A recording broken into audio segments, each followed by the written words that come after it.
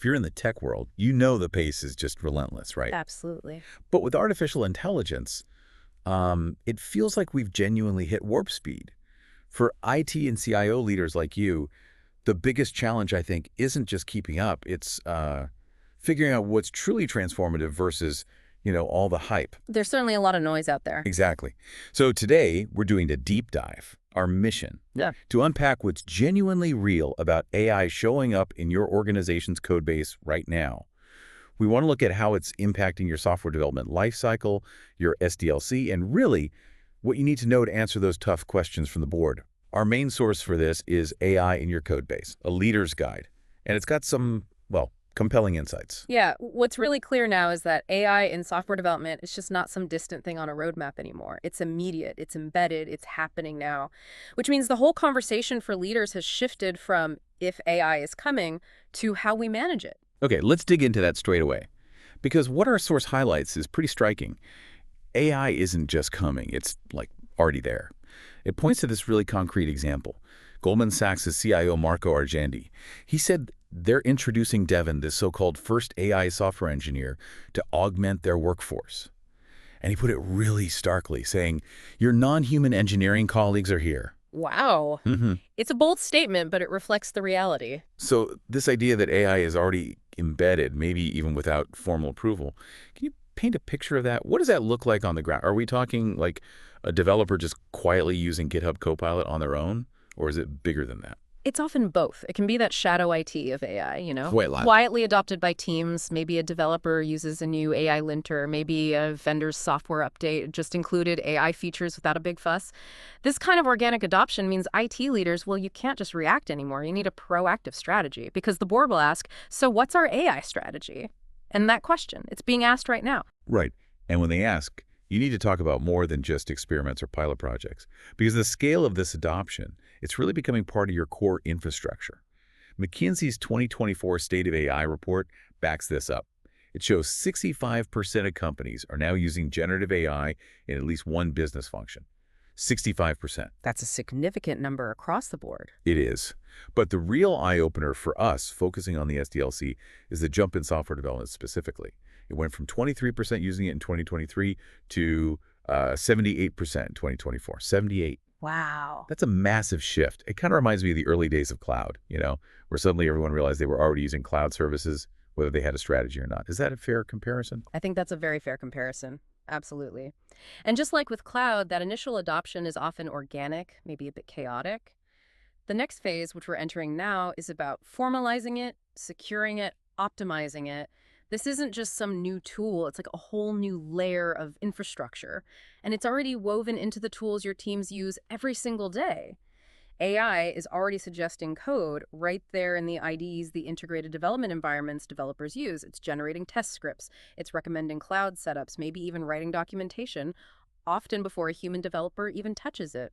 And like we heard with Goldman Sachs, it might just be the next developer you hire. Okay, so given AI is already there, maybe even a bit under the radar, the question for IT leaders is, how do we actually harness this? How do we manage it effectively instead of just reacting? Our source points to some interesting lessons from companies like Google. Apparently, they've been quietly embedding AI into their own engineering for years. They have, and they've learned a lot. Yeah, and the first lesson they highlight might seem a bit counterintuitive, Google's research says.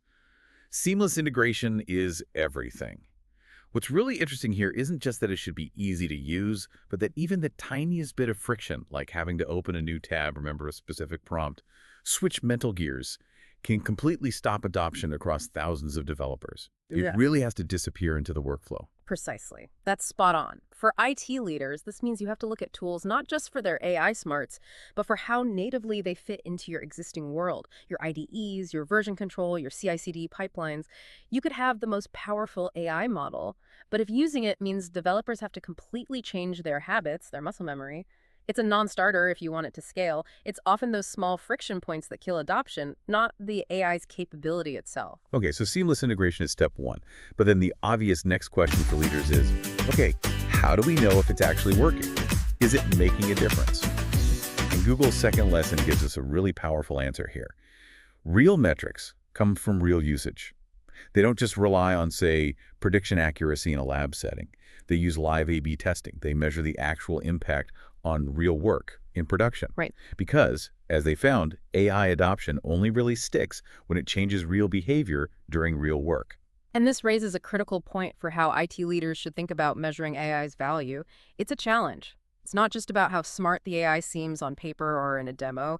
It's about whether it genuinely delivers measurable improvements. Are your teams faster? Is the quality better? Are you seeing fewer bugs? Those are the outcomes you can actually report up to the board, not just, cool features. Absolutely. Now, let's shift gears slightly and talk about the market itself.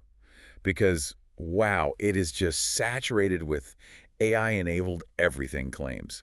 As a leader, you've got to cut through that noise, right? Yeah, Especially when you're making budget decisions or fielding pitches from vendors. you definitely do. Our source actually helps break this down. It suggests looking at things in terms of real value, areas to watch closely, and things that need real caution. Yeah. So in the real value category right now, we're seeing things like coding assistance. GitHub Copilot is the obvious example, but there are others.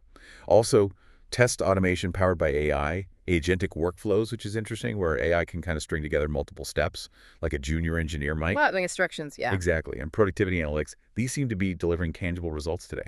Agreed. Those are pretty well-established use cases at this point. Then there are areas to watch closely. This includes things like generative code translation, moving code between languages automatically. Also, really complex integrations with large language models, LLMs, the tech behind ChatGPT and others. And maybe those AI-first platforms that sound amazing but might not be fully baked for enterprise scale or security yet. The potential there is huge, no doubt, but they probably need more careful vetting, maybe a longer time frame for investment. Right. And finally, areas needing caution.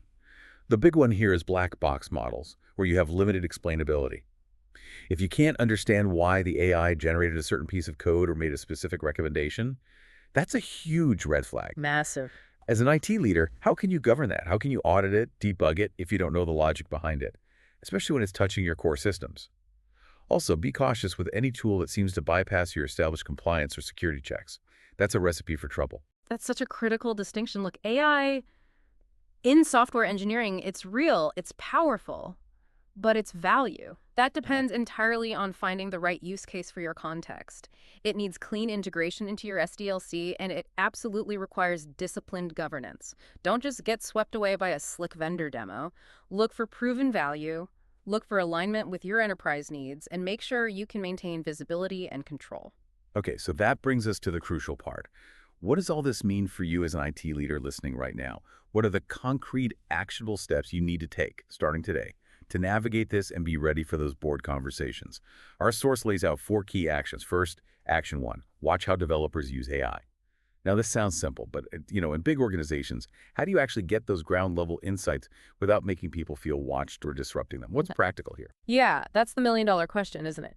It's definitely not about literally standing over their shoulder. It's more about building in feedback loops, maybe analyzing anonymized usage data from the tools themselves, perhaps setting up regular informal forums like AI office hours where developers can just share what's working, what's frustrating, what they've discovered. The real gold isn't in the vendor slides. It's in seeing those friction points, those unexpected workarounds people invent in the real world. That tells you where you need to focus. That makes sense. Finding the friction. Yeah. Okay, second, action 2.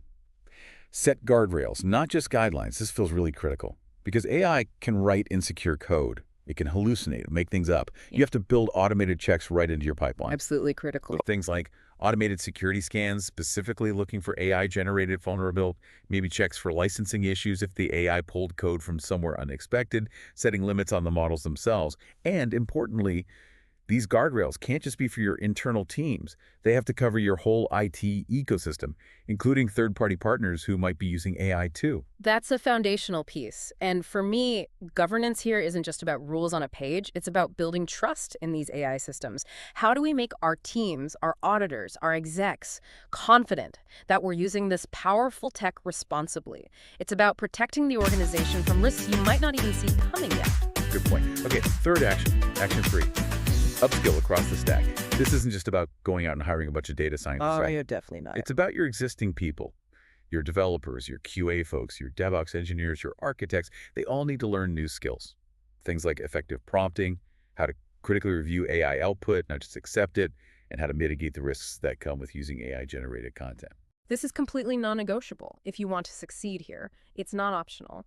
Your internal skill transformation across all those different roles in the SDLC, that's what will determine how effectively you actually leverage AI. It's how you move beyond just dabbling to embedding AI as a real asset that everyone understands and can use safely. Right, transforming the whole team. Mm. And finally, action 4. Treat data like product infrastructure. The source really emphasizes this. If you want valuable AI, you need good data. Clean data, tag data, enterprise data. This means investing in things like solid metadata pipelines, setting up feedback loops so the AI learns from how it's used, getting telemetry on your internal models. Basically, think of data as the fuel for AI. Bad fuel, bad performance. That's the core of it, really. Data isn't just, stuff AI looks at. It's the critical fuel. The quality, the relevance, the structure of your data directly determines how effective your AI initiative can possibly be. You have to treat it like core infrastructure. Given the same rigor you apply to your network, your compute, your storage, it's essential for any serious AI strategy. So let's wrap this up. What's the big picture takeaway for IT leaders? AI has arrived. It's here. Maybe quietly, maybe steadily, but it's permanent. It's not a future hypothetical. It's already part of the fabric of your organization's code base. Yeah, and I'd say this isn't just another tech wave you can ride out. It feels more like a fundamental platform shift. It's something IT leaders need to actively architect around. It demands strategic thinking, proactive integration, not just reacting to the latest shiny object from a vendor. Right.